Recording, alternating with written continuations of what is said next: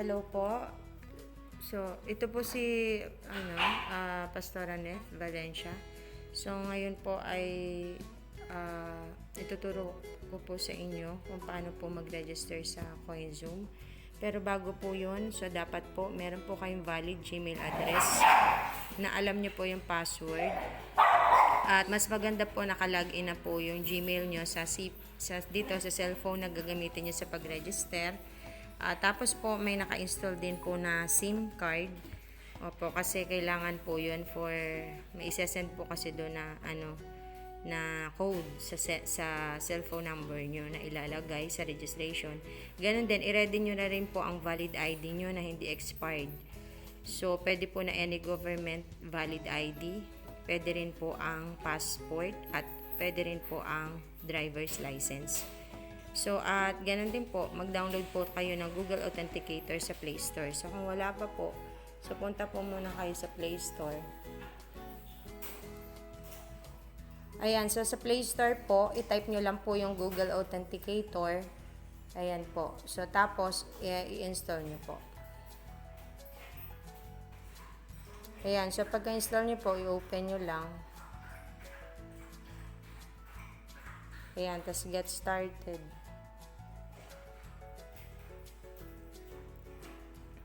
Ayan, so yan po ay ready na po yan. So, ang isa pong nyo lang yan, gagawin.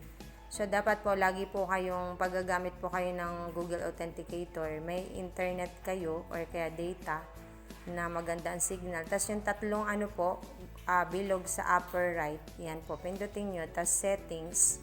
Tapos, lagi nyo po yung pipindutin bago kayo gumamit. Time correction for codes. Tapos sync now. Yan, tapos okay. Yan po. So, tapos, i-back nyo lang po. Ito yung upper left back. Yan po. So, pagka gagamitin nyo na siya, dalawa po ang pwedeng scan a QR code, pinakamadali po yun. Or kaya enter a setup key. Po yun, mano-mano na susulatin. So, mas madali po yung scan a QR code. Mamaya po, gagamitin po natin to later. Yan. So, siyempre, ang kailangan nyo po muna ay yung pong referral link. Okay? Na gagamitin nyo po sa sign up. So, ito po yung may http://trade.coinzoom.com referral_register. So, pindutin nyo lang po yan.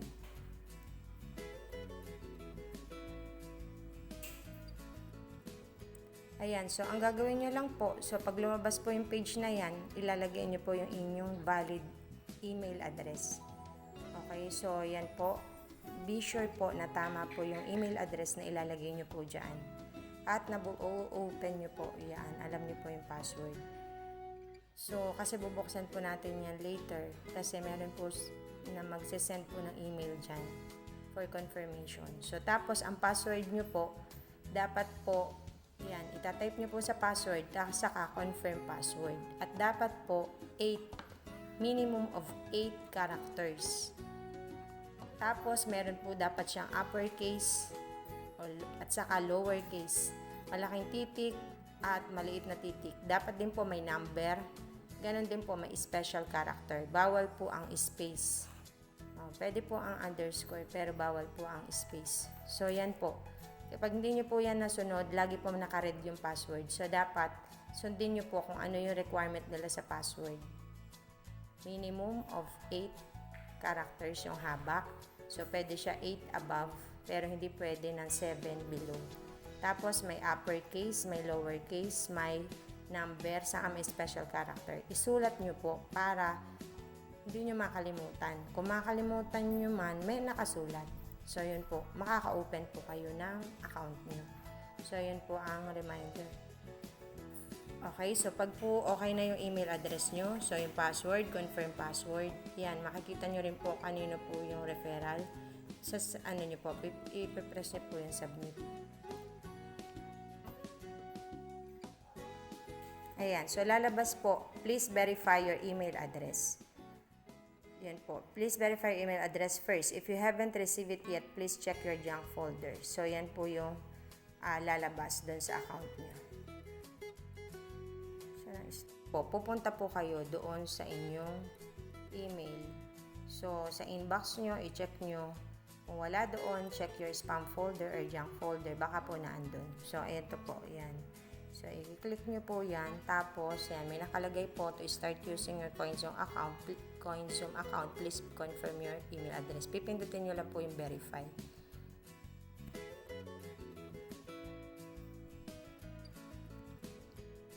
Ayan. So, pagkatapos nyo po mapindot yung verify, so, may lalabas po kung anong gusto nyong gamitin, kung Google Chrome, MetaMask, so, pili lang po kayo. So, tapos, eto na po yung lalabas. Ayan. So, tapos po, scroll nyo po siya sa baba. Okay, for your registration. Sa baba po, scroll nyo lang yan. Profile details. Yan po ay inyo pong fill upan. Nakasulat na po dyan yung email address nyo kasi na-verify nyo na po yan. Yung iba pong mga info, yun po yung isulat nyo. Ayan, sa pag-fill up po ng date of birth, yan po, pag pinindot nyo po kasi ito lalabas kalendaryo, ang pipindutin nyo po dyan year, yung 2022.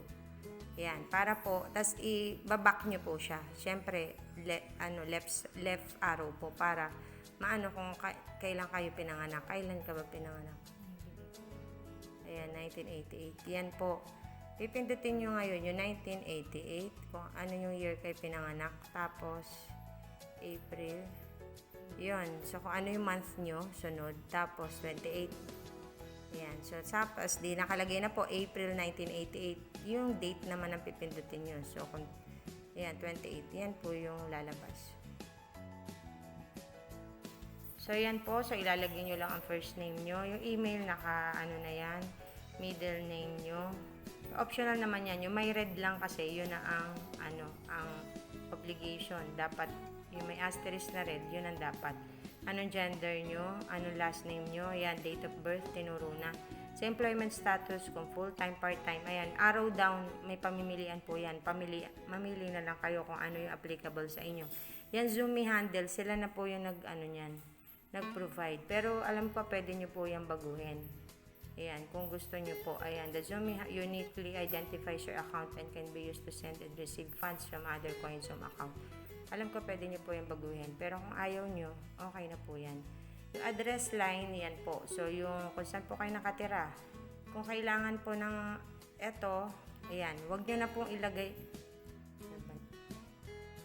Yan po. So, sa address line 1, yan po is kung nasa subdivision kayo, block and lot, phase, tas anong subdivision. So, tapos, kung wala naman, yung street nyo, diba, number ng bahay, yun po yung address line 1. Yung address line 2, barangay, yun, doon nyo po ilagay yung barangay, anong barangay kayo. Tas country po, arrow down, mamimili po kayo ng country. Siyempre, piliin nyo Pilipinas, kasi dito tayo sa Pilipinas. Tas sa city, yan. Town po ito sa iba. Kung hindi po kayo sa city, town po ilalagay nyo. Kasi nasa 13 kami, 13 Martires City. So, sa state po, yan. Ano po yung province nyo? So, wala po sa C yung Cavite. Opo, Cavite, C-A-V-I-T-E po. Dapat yan. Nasa K po siya pag Cavite kayo. Cavite, Tagalog na Tagalog siya. Zip code, yan po, 4109 dito sa 13. Yan, mobile number po. Yan po. Huwag nyo na po ilagay yung yung 0. Ayan. Positive 63 po kasi yan ang sa Pilipinas na country code. 916, yan po yung area code ng cellphone. Tapos yan, 1601519. Digits po dapat yan. 1, 2, 3, 4, 5, 6, 7. Sa pre-tax annual income, yan po. So, kasi po yung 0 to 50,000, kung mas malaki pa po yung sweldo nyo, meron po yung pamimilian. Mamili na lang po kayo dyan. Yan. So, pero yung 50,000 po kasi 250,000 na siya eh. Annual income po yan. So, ibig sabihin, yearly. Okay, yearly. Sa isang taon ba, magkano po yung inyong kita? So, kung malaki po sa 250,000, kasi 50,000 times 50, magkano po ba yun? So, parang gano'n, 5 times 5, 250,000 yata yun. So, kung mas malaki po doon ang annual income nyo, pumili po kayo. Ayan, dyan po. May range po siya. Ayan, so dito lang po tayo. So, tapos po, isa-submit po yan. Pindutin po yung submit. Ayan, so may lalabas po na ganyan. Once you verify the identity and changes to your name, address, phone number, date of will freeze or withdrawal from your account for 48 hours. Ayan, we also need to confirm daw your mobile number by sending SMS. Text po yun, verification code. So, please make sure you have your phone available before starting this process. So, pindutin nyo po yung send code. Ayan, tapos maghintay po kayo ng, ayan, ng text. Opo. So, kasi i-enter nyo po dyan, enter code, yung text na na-receive nyo. Yan po. So, bubuksan nyo po yung inyong text message. Yan. Tapos, yan, nakalagay, your CoinZoom verification code is ganyan. So, i-copy nyo po yan. Ayan. So, tapos pagka-copy nyo po, i-type nyo po dyan. Tapos, pindutin yung submit code. Nasa kanan ng cancel. Ayan. Profile submitted successfully. So, please register using the CoinZoom mobile app. Yan po. So, yan po. Ito po ang isang medyo matikuloso dito. Medyo maarte po siya. So, yung po registration nyo po, hindi pa po siya kompleto. So, yun po ang ibig sabihin yan. So, ang kailangan nyo po ay i-download nyo po yung CoinZoom mobile app. Okay? So, sa Play Store po siya. So, pupunta po kayo sa Play Store. Yan. So, pagpunta nyo po sa Play Store, itatype nyo po yung CoinZoom Pro. Hindi po basta CoinZoom lang. Okay? So, dapat po CoinZoom Pro. Yun po yung itatype nyo. Tapos, install nyo po siya. Okay, so tandaan nyo po ha, CoinZoom Pro. Kasi pag po CoinZoom lang dinownload nyo, hindi po kayo makaka-register completely. So yan po, pag naka-install na, pindutin nyo lang po yung open. Ayan po, tapos continue. Ayan. Pag lumabas po yan, sa halip sign up po, kasi nakapag-start na kayo mag-sign up hindi nga lang kompleto. Sign in po ang inyo pong pipindutin. Yan. So, sign in po. So, lalabas po email address at password. Di po ba nakagawa na po kayo kanina ng email at password nyo? So, itatype nyo lang po yan dyan. Ayan. So, pag type na kayo, so, pindutin nyo po yung sign in. Ayan. After po nun, may lalabas po siyang, biometric. Okay? So, either, yung pong fingerprint nyo, mamimili kayo, or kaya, phone code. So, may 4 na digit. So, magsaset po kayo ng 4 na digit. Pag naman pinili nyo biometric, yun na lang po. Fingerprint lang, lalabas na po itong screen na to. Pagka gusto nyo na, yun po yung biometric, fingerprint. Ngayon, kung ayaw nyo ng biometric, gusto nyo phone code, magsaset po kayo ng 4 na number. Opo, parang pin code po yun. So, pipindutin nyo, tapos confirm pin code. Yun po, para pumunta po kayo rito. So, dito po, kailangan handa na po yung ID nyo. So, ang pipindutin nyo po dyan, verify ID. Ayan, tapos po, allow CoinZoom Pro to access photos and videos on your device. Ang pipindutin nyo po, allow. Ayan, so dito naman po, wag po kayo magkakamali. Pag passport po, yung inyo pong pipicturan. So, passport dapat po yung may check. Pero, kung hindi passport at driver license ang ID nyo, so dapat yung may check po ay driver license.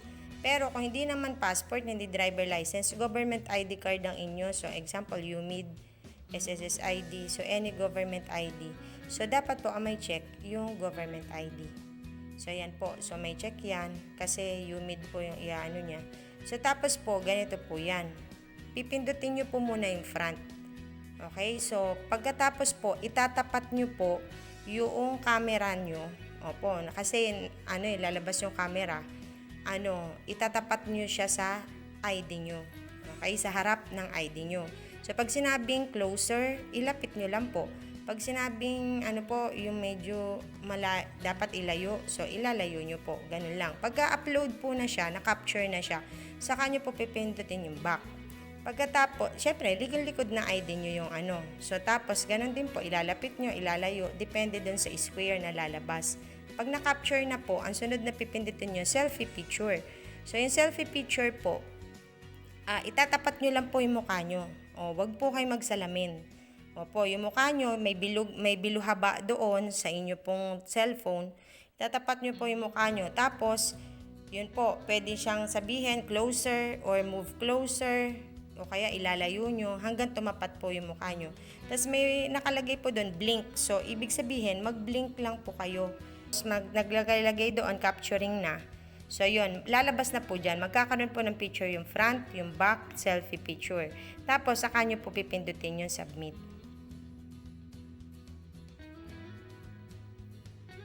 Ayan. So, pag may ano po, lumabas doon sa inyo na allow your cellphone to use camera. So, dapat po, i-yes nyo po yun para po makapag, po siya kuha. Yan po. So, pagka po kompleto na yung front back selfie picture, yan po yung lalabas. Tapos, pindutin nyo lang po yung submit green sa baba. Yan. So, tapos lalabas po, you will get only 3 attempts to complete this process. Please re-verify before submission. Continue lang po. Ayan. Tapos, reviewing your profile. So, pipindutin nyo lang po yung agree. I agree to coins on term condition. I take full responsibility in providing accurate personal information. So, tapos, pindutin nyo po sa baba, accept and continue. Ayan. So, your account profile status has been updated. Pero, but to keep your secure, this action require you to log in again. Yung login to continue po sa baba. Yan po. So, lagyan nyo na po email address nyo, tapos yung password, tapos sign in. Ayan po. So, pagkatapos po noon, meron pong either passcode or kaya biometric. Yan nga po, yung fingerprint nyo. Tapos, eto na po. Dito po ninyo kailangan yung yung tinatawag na Google Authenticator. Nakapag-download na dapat kayo. Kanina nag-download na-install na dito. So, click here for two-factor authentication. So, ito po 2FA. Ito po ay security sa account nyo. So, every time halimbawa gusto nyo mag-withdraw or yun nga po, pwede po yun either mag-login, mag-withdraw. Pwede nyo po yung i-enable yung two-factor authentication. So, pero pinaka-maano po siya gamitin sa pag-withdraw. So, para in case halimbawa may nakahack na account nyo, kailangan niya ng 2FA para po maka-withdraw. Kung wala po siyang 2FA, so hindi siya makaka-withdraw kahit na-hack yung account nyo. So, protection po ito, security. So, kaya kailangan meron. Okay, so pipindutin nyo lang po yan, yung green. Yan, so, hindi po pwedeng ipakita sa inyo ang, syempre, 2FA nito may-ari na account na to. Pero, pag kinontinue po yun, ang lalabas po doon, QR code. Yun po yung QR code ng Google Authenticator. Okay, so kaya ang gagawin nyo po dun sa QR code ay, tas meron din po yung secret key. Okay, so ang gagawin nyo po, yung secret key, i-copy nyo. Ito po, yung QR code at saka yung secret key, itatabi nyo po yan. Parang yan po yung susi nung inyo pong 2FA o Google Authenticator. So, pag wala po yung dalawa na yun, so saan nyo po gagamitin yung dalawa na yun? Kaya nyo siya itatabi. So, ang gawin nyo doon, isend nyo po sa sarili nyo. Sa email nyo. Hindi po advisable sa So, pwede po sa email o kaya may isa pa kayong phone. Yan po. Itabi nyo po yun. Opo, isave nyo. Kopyahin nyo sa notebook. Yun, basta may mga backup kayo. Saan siya itatabi? Isend nyo sa email. Sa messenger kasi karaniwan yun ang sinecheck ng mga So, pero bahala po kayo kung saan nyo Basta maganda, marami kayong backup nun. So, ngayon, ang gagawin nyo po dun, pag naitabi nyo na, ang gagawin nyo po dun, yung isang cellphone nyo na may install ng Google Authenticator, i-scan po yung QR code. Yun, para dun sa isang cellphone, yun po, pwedeng mag-open ng inyong account or kaya gamitin sa pag-withdraw. Hindi ka po kasi makaka-withdraw pagka walang authenticator. Okay, so ganun po yun, naka-scan. So, may lalabas na po siya. So, yun po ang gagawin nyo. So, tapos, pag po na-scan na po siya, pipindutin nyo po yung continue. Pagka pindot nyo po yung continue, may nakalagay OTP, one-time password. Kung saan nyo po yung kukunin, doon sa isang gadget nyo o cellphone nyo na kung saan in-scan nyo yung QR code. I-enter nyo po yun. 6 na number po yan. Pagka-enter ng 6 na number, i-continue nyo po. Okay, so yan na po. Dito na po kayo lalabas sa magsa-sign in po uli. Ayan, so mag-sign in po kayo. Ayan. Ayan po, nakalagay, please enter 2FA code.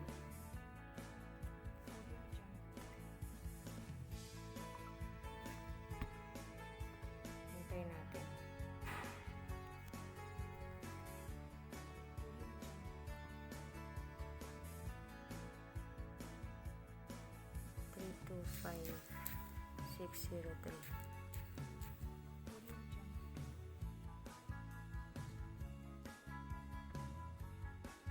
Biometric.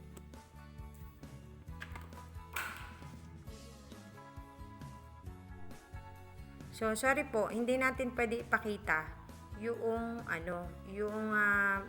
Google Authenticator secret key na may-ari nung ni-register natin, no? Kasi kanya lang yun for her eyes to see. O, kanya-kanya tayong save nun. Pero yung OTP, yun, nagbabago-bago yun, pwede naman yun. So, pagka-login mo, naghingi siya ng OTP. Saan mo yun kukunin? Dun sa Authenticator, 6 na number, para ka makalogin, tas biometric. So, ibig sabihin, 3 ang protection ng account mo sa sign-in. So, mag-sign in ka, password, using password, tapos pangalawa yung Authenticator, pangatlo, meron pa siyang passcode, or kaya yung biometrics mo na scan ng fingerprint. Okay, so ngayon, ano ang kailangan mo? Ayan, go to dashboard ka na. Okay, so ngayon,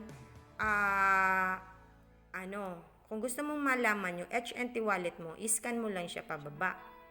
Ayan, sa pababa, makikita mo yung HNT wallet. Ayan, nakalagay HNT, syempre 0. Sa tapat, yung green, pindot ka dun. Ayan, pag gusto mo na, yung makuha yung wallet address mo, receive yung pipindutin mo, receive. Ayan, so nakalagay only send HNT to this address, so I understand. Ayan, so yan ang iyong HNT wallet. Yan, yung 13E sa simula, 13E2, UQMR. So, pwede mo yung i-copy, either i-share, i-copy, pindutin mo. Pwede mo rin i-scan. Yan yung iyong HNT wallet na ipapadala mo sa PCN pag nag-register ka, para makareceive ka ng mga commission. Okay, isa lang to. Ito yung preferred. Ito yung yung tinatawag na suggestion. Dahil nga yung CoinZoom, pwede ka nga daw i-cash out sa sa card, sa Visa card. Okay, so pero pwede ka rin naman yung una na ginawa, Helium wallet natin, pwede sa Binance. So kahit anong wallet pwede mo naman gamitin, pero mas preferred ng PCN yung CoinZoom. Okay, so ngayon, paano naman malaman yung iyong tinatawag na yan, pindutin mo yung 3 guhit sa taas, yung i-referral. Ayan, pindutin mo yung referral sa baba. Ayan, so tapos, pwede kang mag-invite your friends daw. Receive $5 in Zoom token. So, ito lang, makaka-receive ka nito pagka nag-deposit yung downline mo ng $100. Yun ang pagkaintindi ko. Pero pag wala naman dine-deposit, wala ka marireceive na $5. Paano mo? Pindutin mo yung invite your friends. Ayan, so tapos, yan, copy link yan. Makakopy mo yung pwede ka share on WhatsApp, send email, pwedeng share. So, pag copy link yan, makakopy yung link mo, i-paste mo sa sino mang gusto mong sendan. So, kung meron kang cluster na binubuo, so, doon mo i-send yung iyong, yung iyong referral link sa iyong mga cluster member. Ayan, so, ang sunod na gagawin mo po, so, kaya ko po, di po ba pina-screenshot yung i-screenshot mo po yung iyong QR code ng 2FA. I-copy mo rin secret key. Itabi mo yun. So, ngayon, pwede mo yung i-send sa ibang gadget, yung QR code na yun. Sarili mong gadget, o kaya sa asawa mo, sa anak mo. Tapos, ang gagawin mo po, doon, open mo yung, open mo yung authenticator mo. Diba? Yung dinownload natin kanina. Tapos, di po ba nakita yung plus sign sa baba? Lower right. Ito, plus sign. So, pindutin mo po yun. Tapos, pindutin mo po yung scan a QR code. Ayan. Pagka nag-scan a QR code, yan, may lalabas mong ganyan. Itatapat mo ngayon doon sa iyong QR code ng 2FA. Yun po. Para po, ang lalabas na po ganyan. Magkakaroon ka po ng, yan, CoinZoom, yung info. So, yan ay sa CoinZoom, yung email address. So, yan po yung 6-digit, no? Hindi ko po alam kung 30 seconds yan o 60 seconds, nagbabago po yan. So, yan yung gagamitin na halimbawa, nagsa-sign in ka or kaya mag-withdraw ka, kailangan mo i-input yan. Security code yan. Kung wala niyan, nagbabago-bago yan. O yan, kita nyo, naubos na yung oras. Magbabago na naman yung number. Kaya kailangan habulin nyo yung oras na yun.